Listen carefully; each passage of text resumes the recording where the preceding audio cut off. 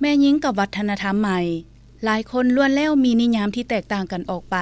โดยส่วนตัวของผู้เขียนแล้วได้ให้นิยามคำว่าแม่หรือแม่หญิงนี่แม่นบุคคลที่ยิ่งใหญ่เหนือลักษณะแม่บ่เพียงแต่เป็นคำขนานนามแต่คำว่าแม่คือผู้ให้ทุกสิ่งทุกอย่างแก่ลูกให้ชีวิตและล้มหายใจได้ลืมตาสู่โลกที่กว้างใหญ่ไพศาลแห่งนี้แม่เป็นครูสอนยามเยาว์วัยของเฮาคำทำอิฐที่เว้าได้ก็คือคำว่าแม่เป็นทั้งผู้แต่งอยู่ครัวกินในยามที่เฮาหิวแม่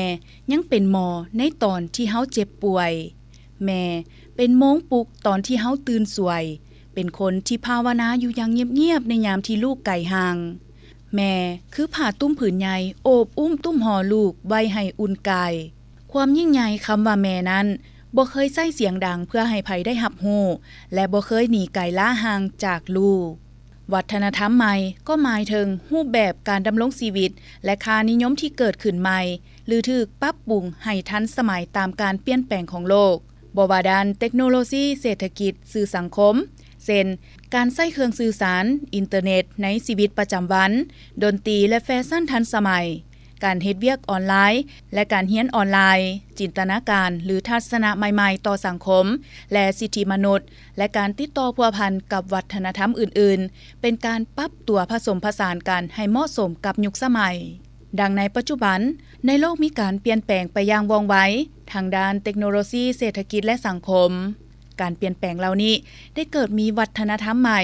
ซึ่งมีอิทธิพลอย่างหลวงหลายต่อวิถีชีวิตและบทบาทของแม่หญิงในสังคมจากอดีตจนถึงปัจจุบันบทบาทของแม่หญิงได้เปลี่ยนแปลงไปอย่างชัดเจนและมีความสำคัญหลายขึ้นในการพัฒนาสังคมในอดีตแม่หญิงมักถูกจำกัดบทบาทในขอบเขตของครอบครัวเช่นการเฮ็ดเวียกหอการเฮือนการเบิ่งแยงลูกและการดูแลครอบครัวเป็นหลักโอกาสทั้งการศึกษาและการเฮ็ดเวียกนอกบ้านยังมีจำกัดเฮ็ดให้ความสามารถของแม่หญิงหลายคนบ่ได้รับการแสดงออกอย่างเต็มที่แต่ในปัจจุบันเห็นว่าแม่หญิงหลายท่านได้มีความบุกบืนเพื่อพัฒนาตนเองเข้าสู่สังคมที่มีความทันสมัยและมีการพัฒนาทางด้านการศึกษาเพื่อเป็นส่วนหนึ่งประกอบส่วนเข้าในการสร้างสาพัฒนาประเทศชาติเช่นโรงเรียนทฤษฎีการเมืองการปกครองแขวงบ่อแก้วก็เป็นภาคส่วนหนึ่งที่ได้ก่อสร้างนักศึกษาจากบรรดาแผนกการก็คือพนักงานเพื่อยกระดับของตนเองขึ้นในบาทก้าวหนึ่งเพื่อพัฒนาเวียกงานในของเขตที่ตนรับผิดชอบหลังจากที่จบการศึกษาไปแล้วและพวกเขาก็ได้มีโอกาสในการแลกเปลี่ยนทัศนะต่อกับการอ่านและการศึกษาของนักศึกษาโรงเรียนทฤษฎีการเมืองการปกครองแขวงบ่อแก้วพร้อมทั้งได้สัมภาษณ์ก็คือความรู้สึกของท่านอาจารย์ที่เป็นส่วนหนึ่งในการศิษย์สอนและส่งความรู้ต่างๆต่อกับนักศึกษาการอ่านนี่เป็นสิ่งสำคัญหลายเราต้องได้พยายามค้นคว้าบรรดาเอกสารต่างๆที่สำคัญเพื่อประกอบเข้าในการขึ้นห้องศิษย์สอนเนาะสำหรับอันยู่เฮียนนี่เนาะในการศิษย์สอนนอกจากนี้ในพวกเฮาก็ได้มีเฮ็ดเป็นคำถามเนาะให้นักศึกษาในการเขียนคำถามสัมมนาบ่ต่างๆเนาะเพื่อให้นักศึกษานี่ไปค้นคว้าเนาะค้นคว้าเฮาอาจจะเฮ็ดเป็นกลุ่มเนาะหลังจากนั้นให้นักศึกษานี่แลกเปลี่ยนคำคิดคำเห็นกันอยู่ในกลุ่มเวลาสัมมนาขึ้นห้องต่างๆเนาะอันที่2นี้พวกเฮาจะได้เฮ็ดเป็นหัวข้อในการเขียนบทรายงานเฮ็ดบทรายงานอยู่บนไหนเพื่อให้นักศึกษาของพวกเฮานี่ค้นคว้าในการอ่านในนี้พวกเฮาอาจจะแบ่งเฮ็ดเป็นบุคคลหรืออาจจะเฮ็ดเป็นกลุ่มเนาะเพื่อให้เขาเจ้าสนใจในการอ่านนี่หลายขึ้นตื่นการเข้าอ่านหนังสือเนาะของบรรดาพนักงานครูอาจารย์หรือนักศึกษาในแต่ละมื้อเนาะส่วนหลายนี่เว้าเรื่องการอ่านนี่ก็จำนวนหลายเนาะการเข้าอ่านนี่บ่ว่าทางหญิงทางชายเฮารู้อยู่แล้วว่าแต่ละสุขเรียนแต่ละภาคเรียนเนาะเขาเจ้านำส่งพนักงานเนาะที่ว่ามาศึกษาค้นคว้าทฤษฎีนี้เข้ามาเรียนไอ้น้องสาวจะหลายกว่าไอ้น้องหญิงเนาะมาการเข้าค้นคว้าในห้องสมุดหรือว่าทำเรียนทฤษฎีต่างๆหรือว่าอ่านเอกสารต่างๆนี่เวลาขึ้นห้องนี่ก็อาจจะมีพนักงานครูอาจารย์เฮาจะขยับกันเข้ามาผัดเปลี่ยนกันเข้ามาเนาะสมใช้ในการค้นคว้าเรื่องเอกสารต่างๆเป็นต้นแม่นหลักสูตรการเรียนการสอนนี่บทวิทยาศาสตร์หรือว่าบทนิพนธ์ นิพนธ์ต่างๆที่เกี่ยวพันกับการซิดซ้อนการขึ้นห้องซ้อนของบรรดาครูอาจารย์หรือว่านักศึกษาเนาะที่ได้มาค้นคว้าบ่แม่นว่าเวลาขึ้นห้องครูอาจารย์ตั้งคำถามหรือว่าตั้งปัญหาต่างๆก่อนจะลงห้องหรือว่ามีคำถามฝากไว้เป็นวิบากเนาะเขาเจ้าก็ต้องได้เข้ามาค้นคว้ามาศึกษาหาคำตอบเอกสารต่างๆที่เกี่ยวพันกับหัวข้อเพราะว่าแม่นทางด้านการเมืองทางด้านเศรษฐกิจหรือว่าทางด้านการปกครองเนาะล้วนแล้วแต่สำคัญหมดนะเนื่องจากว่าหลายๆคงเขตหลายๆแผนกการเนาะก็ให้ความสำคัญเรื่องเวียงงานทางด้านเอกสารข้อมูลต่างๆบางแผนกการนี้ก็อยากได้ข้อมูลที่เกี่ยวพันเกี่ยวกับเวียงงานของตัวเองเนาะได้ประสานมาข้อมานำใช้การอ่านหรือการค้นคว้าเอกสารต่างๆเนาะสมมุตินี้หลายสมควรแต่เมื่อก่อน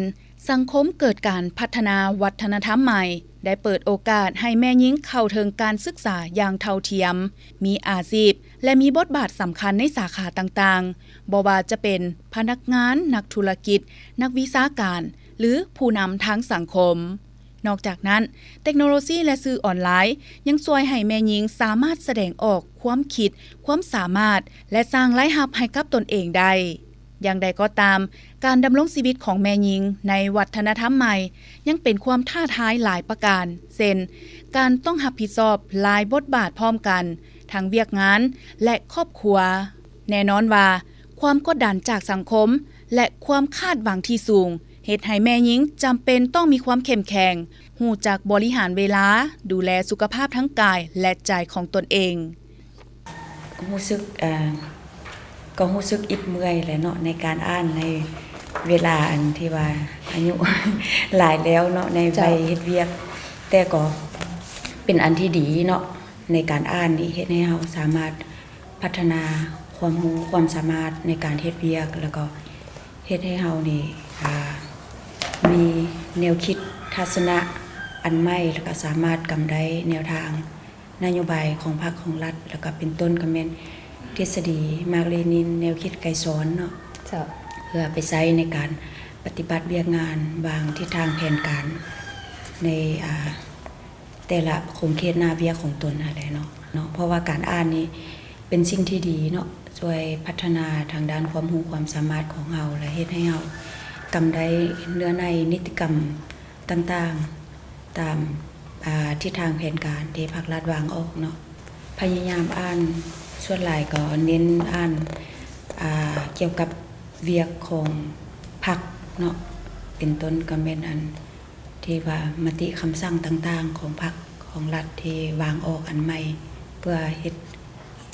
ทำความเข้าใจเพื่อไปใช้ในอันหน้าเวียกของตนนั่นแหละคือแนวนั้นและยาแห่งการสร้างสาพัฒนาประเทศชาติภายใต้การซี่นำพาของพรรคและความเอาใจใส่ของรัฐบาล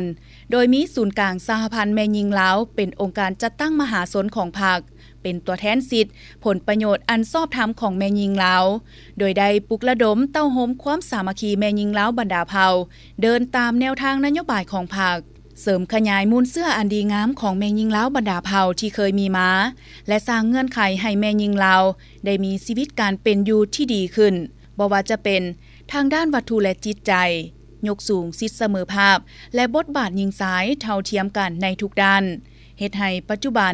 แม่หญิงลาวสามารถเข้าถึงการศึกษาสาธารณสุขและอื่นๆอย่างสะดวกสบายเพื่อมายกระดับเนาะความรู้ความสามารถนำโรงเรียนการเมืองการปกครองเนาะเพื่อไปพัฒนาอยู่ภายในกรมกองของตนเนาะระดับอันเอาการเรียนรู้การอ่านเนี่ยมันก็สำคัญต่อชีวิตพนักงานเนาะด้วยเหตุนี้อันได้เฮ็ดให้แม่หญิงลาวจำนวนบ่น้อยรักษาความสามัคคีดุมันขยันเพียรเรียนรู้ฝึกฝนล่อหลอมตนเองอย่างเอาใจใส่และบ่ลังเลเพื่อดึงตนเองออกจากความโง่จ้าหล่าหลังสู่ผู้หอบรู้การศึกษารู้พัฒนาตั้งมั่นกับการเจียระไนตนเองอย่างเอาจริงเอาจังควบคู่กับการรักษามูลเสื้อเฮือน3น้ำ4นั่นบ่เพียงแต่แสดงให้เห็นถึงการเฮ็ดสำเร็จในหน้าที่การเมืองทางสังคมของแม่หญิงเท่านั้นแต่หากยังสามารถเฮ็ดหน้าที่ในครอบครัวเวียกงานการเฮือนอย่างหอบด้านขุดค้นความสามารถบ่มซ่อนและท่าแห้งที่ตนมี เพื่อประกอบส่วนเข้าในการปกปักรักษาและสร้างสาพัฒนาประเทศชาติก็คือบ้านเกิดเมืองนอนของตนเองก้าวขึ้นตืมบาทก้าวหนึ่งโดยยึดมั่นแนวทางเปลี่ยนแปลงใหม่รอบด้านและมีลักษณะของภาคสุมไซแก้ไขบรรดาข้อยุ่งยากทางด้านเศรษฐกิจให้หันเปลี่ยนคนครัวและประดิษฐ์สร้างใหม่ในการหมุนไส้ต่อยอดแนวคิดประธานไก่สอนพรหมวิหารเข้าในชีวิตประจำวันก็คือภารกิจปฏิวัติสมทบแน่นกับแนวทางของพรรคเฮาต่อกับองค์การจัดตั้งมหาชนก็คือศูนย์กลางสหพันธ์แม่หญิงสหพันธ์แม่หญิงแขวงท้องถิ่นหากทานข้าพเจ้านักศึกษารุ่นที่7เนาะเรียนการเมืองการปกครองถือว่าก็ได้เข้ามาใช้บริการอยู่ห้องสมุดแห่งนี้เนาะเพราะว่าการอ่านนี่เป็นสิ่งที่สำคัญเพราะว่าเป็นการฝึกฝนเป็นการเพิ่มทักษะให้กับผู้อ่านเนาะผู้อ่านเป็นต้นเป็นนักศึกษาแต่เฮานี่นะเพื่อนำเอาทฤษฎีเป็นต้นเป็นทฤษฎีมาร์กเลนินเนาะเอาแนวคิดประธานไกรสอนพรหมวิหารไปมุ่นใส่เข้าในเวียกงานเป็นต้นแม่นเวียกงานโยธาธิการและขนส่งที่ข้าพเจ้ารับผิดชอบเนาะเพื่อไปพัฒนาขยายแนวทางเพื่อไปเพิ่มวิธีการในการเฮ็ดเวียกเพราะว่าห้องสมุดแห่งนี้มีหลากหลายมีหลายความรู้ปัจจุบันนี้ที่เรามาศึกษานี่ก็มีนักศึกษาประมาณ64สหายเนาะหญิง12สหายฉะนั้นเราก็ได้มาเพิ่มเกี่ยวกับการอ่านนี่เป็นหลักเนาะการอ่านเป็นหลักเพราะว่าอยู่ในนี้ก็มีหลายบทเรียนที่จะเพิ่มทักษะให้นักศึกษาในการไปค้นคว้าเขียนบทเป็นต้นมันอยู่ในช่วงนี้กำลังเขียนบทเนาะสิเป็นพื้นฐานอันดีในการเขียนบทแล้วก็เพิ่มทักษะให้นักศึกษาแต่ละสหายได้เข้าใจลึกซึ้งถึงท้องทางด้านทฤษฎีแล้วก็พฤติกรรมตัวจริงเป็นเยื่อใส่กันการอ่านนี่เป็นตัวเพิ่มทักษะให้เฮามีแนวคิดกวงไก่ไปตื่นเนาะเป็นเบิ่งหลายประเทศก็เจ้าก็หักการอ่านเป็นหลักเนาะข้าพเจ้าเนาะอันนี้นำนักศึกษาที่ได้มาศึกษาโรงเรียนแห่งนี้จะขอฟังให้กับ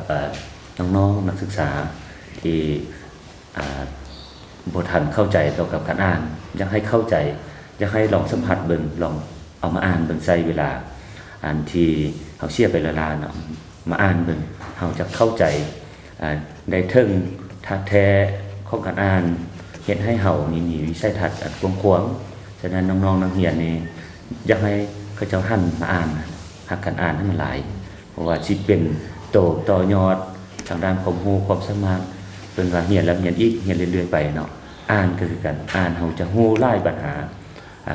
รู้หลายวิธีการรู้หลายแนวทางเพื่อจะไปมุ่นใช้อยู่ในชีวิตการเป็นอยู่ของในตัวจริงอยู่ในสังคมนั้น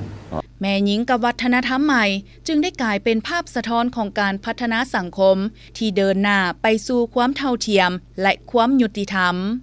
แม่หญิงบ่เพียงแต่เป็นผู้ตามแต่หากยังแมนพลังสำคัญในการขับเคลื่อนครอบครัวชุมชนและสังคมให้สูงเด่นยืนยง